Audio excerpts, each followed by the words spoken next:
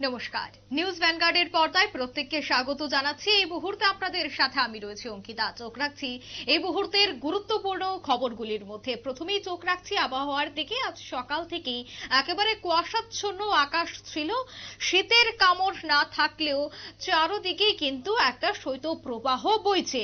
যদিও একেবারে মেঘলা আকাশের একটা সম্ভাবনা রয়েছে, বা হাওয়া অফিস জানাচ্ছে যে রাজ্যে সামান্য বৃষ্টির একটা সম্ভাবনা রয়েছে। সামনেই রয়েছে সরস্বতী পুজো, তো তারই আগে আবহাওয়ার কি কোনো ধরনের পরিবর্তন হবে, বা সরস্বতী পূজায় কি কোনো ধরনের বৃষ্টির সম্ভাবনা রয়েছে, সেই বিষয়টা নিয়ে আমি বিস্তারিত জানবো। টেলিফোন লাইনে রয়েছে নিউজ ভ্যানগার্ড প্রতিনিধি সুপ্রীতি মুখার্জি। সুপ্রীতি, হাওয়া অফিস কি জানাচ্ছে? আবহাওয়ার কি কোনো ধরনের বদলের সম্ভাবনা রয়েছে?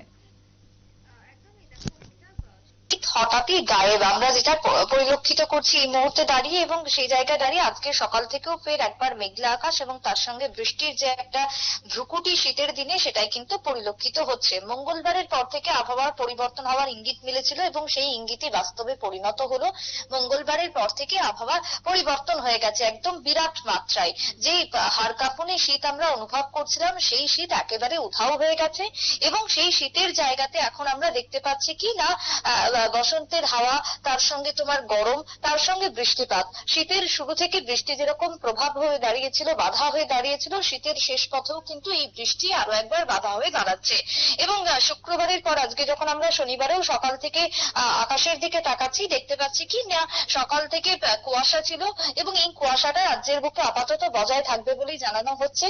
গোটা দেশেই কুয়াশা রয়েছে, সতর্কতা রয়েছে, কিন্তু তারই সঙ্গে ঘন যে কুয়াশাটা ছিল সেটা কোথাও কমেছে, কিন্তু কুয়াশা কিন্তু রয়েছে একইভাবে। তার সঙ্গে কি না, তার সঙ্গে বৃষ্টি, হালকা ঝিরঝিরে বৃষ্টি চলছে গোটা দেশের বিভিন্ন প্রান্তে, এবং এর পেছনে অন্যতম কারণ হচ্ছে বঙ্গোপসাগরের উপরে উচ্চচাপ বলয়। এবং বঙ্গোপসাগরের উপর এই উচ্চচাপ বলয় যেহেতু তৈরি হয়েছে, যার প্রভাবে কি হচ্ছে না, সাগর থেকে প্রচুর পরিমাণে জলীয় বাষ্প প্রবেশ করছে। আর যেহেতু জলীয় বাষ্প ঢুকছে, প্রবেশ করছে, তাই স্বাভাবিকভাবে সেই জলীয় বাষ্প কোথাও একটা গিয়ে বাধাপ্রাপ্ত হচ্ছে এবং সেটা আকাশে গিয়ে জমাট বাঁধছে। তারপরে সেখান থেকে তৈরি হচ্ছে বৃষ্টি, এবং এই বৃষ্টির কারণে যে উত্তরে হাওয়া, সেই হাওয়াটা একটা প্রভাব পড়েছে, উত্তরে হাওয়া বাধা পাচ্ছে, তার সঙ্গে পূবালি হাওয়ার একটা দাপট কার্যত কোথাও গিয়ে বৃদ্ধি পাচ্ছে। এবং সেই জায়গাতে দাঁড়িয়ে আজকে যদি বলি, আমি রাজ্যের ক্ষেত্রে সর্বোচ্চ এবং সর্বনিম্ন তাপমাত্রা সেটাও দেখা যাচ্ছে কি না 26 ডিগ্রিতে চলে গেছে সর্বোচ্চ, এবং সর্বনিম্ন একেবারে তোমার 16 ডিগ্রি সেলসিয়াসের মধ্যে রয়েছে সর্বনিম্ন তাপমাত্রা। সেই জায়গাতে দাঁড়িয়ে রাজ্যের গত 24 ঘন্টার বৃষ্টিপাতের পরিমাণও ইতিমধ্যেই হাওয়া অফিস দিচ্ছে। সেই জায়গাতে দাঁড়িয়ে আমি একে একে প্রত্যেকটা জেলার কথা যদি বলি, প্রথমেই আসছে আমাদের পশ্চিম জেলার কথা। এই পশ্চিম জেলাতে গত 24 ঘন্টাতে রেনফল হয়েছে 0.2 মিলিমিটার।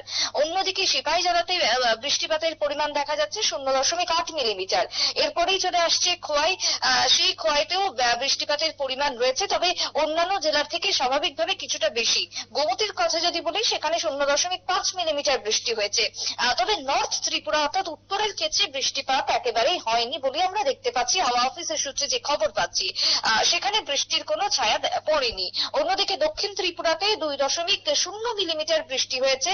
ধলাইতে বৃষ্টি হয়েছে তোমার 2.4 মিলিমিটার। সব থেকে বেশি যদি বলি ধলাইতেই হয়েছে, যে পরিসংখ্যান বলছে।